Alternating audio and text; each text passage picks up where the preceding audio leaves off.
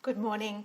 I'm Dr. Marianne Gale from New South Wales Health with the COVID-19 update for today, Friday, the 22nd of October. In New South Wales, in the 24 hours till 8 p.m. last night, there were 345 locally acquired cases of COVID-19 reported, and there were more than 76,000 COVID-19 tests also reported in that period. Across New South Wales, 92.7% of people aged 16 years and over have received a first dose of a COVID-19 vaccine, and 83% are fully vaccinated. In the 12 to 15-year-old age group, 76.6% have had their first dose, and 43.5% are fully vaccinated. Again, we thank everybody in the community for coming forward to protect themselves, their families and the broader community from COVID-19. Currently in hospital, there are 482 people admitted, with 125 people in intensive care, 67 of whom require ventilation.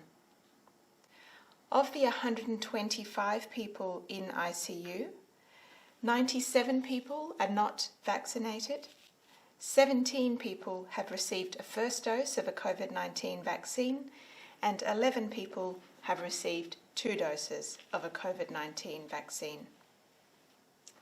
Today I'm sad to report the deaths of 5 people, 3 women and 2 gentlemen. 1 person was in their 30s, 1 person in their 50s, 1 person in their 70s, 1 person in their 80s, and 1 person in their 90s. 3 people who passed away were from southwestern Sydney, 1 person was from Sydney's inner city, and 1 person was from southeastern Sydney.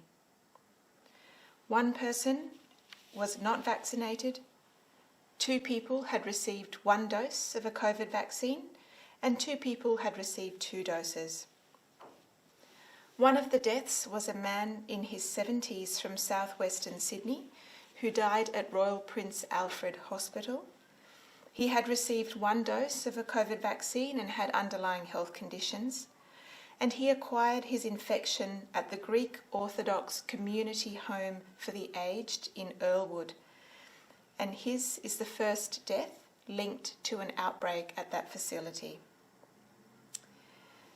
Another death is a woman in her 90s from southeastern Sydney who died at Prince of Wales Hospital, which is also where she acquired her infection. She had received 2 doses of a COVID-19 vaccine and also had underlying health conditions.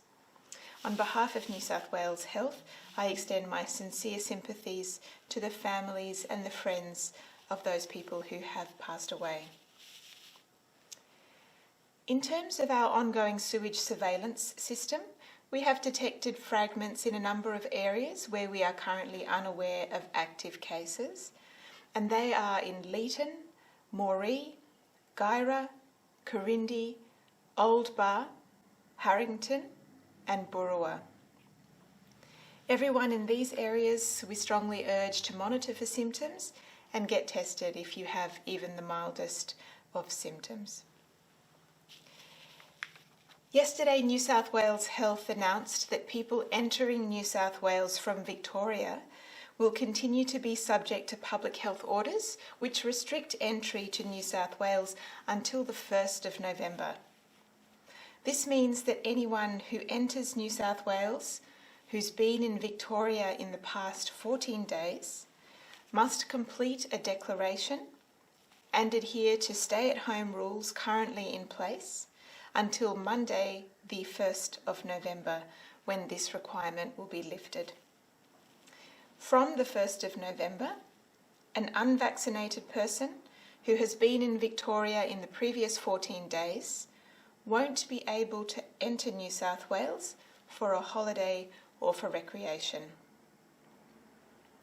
I'd like to provide a reminder as we go back to school, and next week the vast majority of students across the state will have returned to classrooms. And I'd like to just take this opportunity to remind our students and parents to remain vigilant. If any of our kids have even the mildest of symptoms, it's really important not to go to school, important to go and get a test and stay home until you receive a negative result. I'd like to also remind everybody that this weekend we have a walk-in weekend for vaccination for 12 to 15-year-olds across the state, and there are more than 40 locations where vaccination is available. No appointment is needed, and we particularly want to encourage all 12 to 15-year-olds who haven't yet had a first dose or who haven't yet completed their course with a second dose to please take advantage of that opportunity this weekend to go and get vaccinated. For everyone else in the community, if you haven't yet got vaccinated, please don't delay. We've got really high coverage, which is terrific, and we want to see those numbers go even higher. Even for people who've had COVID and who have fully recovered, you do not need to delay your vaccination. You can get vaccinated as soon as you feel well again. You do not need to wait. So again, thank you everybody for your continued efforts to get vaccinated, to get tested, to follow the public health advice. Please take care and stay safe.